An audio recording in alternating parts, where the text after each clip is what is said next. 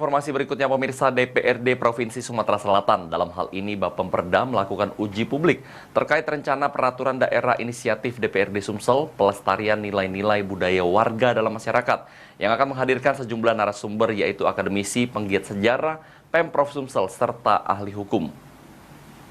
Undang-Undang 45 sebelum amandemen. Di situ malah eksplisit. Berlangsung di ruang rapat Badan Anggaran DPRD Sumsel dalam hal ini Bapemperda menggelar rapat uji publik terkait Raperda Inisiatif DPRD Sumsel tentang pelestarian nilai-nilai budaya marga dalam masyarakat.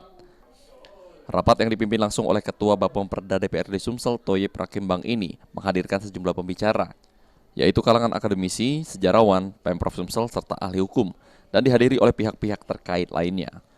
Rapat yang berlangsung selama lebih kurang 3 jam ini berlangsung alot.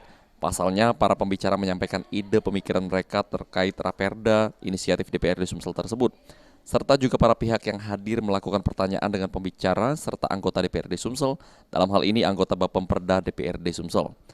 Dr. Dedi Irawanto selaku sejarawan sekaligus dosen di Universitas Sriwijaya mengungkapkan, jika Raperda Inisiatif DPRD Sumsel terkait pelestarian marga ini cukup baik, karena menghidupkan kembali marga di Sumsel yang telah lama tidak ada.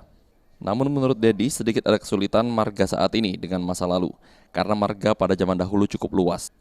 Pada Raperda Inisiatif ini, desa wajib untuk membentuk Permendes untuk menghidupkan kembali marga melalui desa. Raperda ini menganjurkan untuk desa-desa di Sumatera Selatan untuk membentuk perdes tentang marga, lembaga adat yang disebut dengan marga. Jadi marga di Sumatera Selatan itu dihidupkan lewat desa. Rencananya usai uji publik, Bapemperda DPRD Sumsel akan kembali menggelar rapat lanjutan terkait Raperda Inisiatif DPRD Sumsel tentang pelestarian nilai-nilai budaya marga dalam masyarakat untuk bisa disahkan oleh DPRD Sumatera Selatan. Firman Hidayat, PAL TV.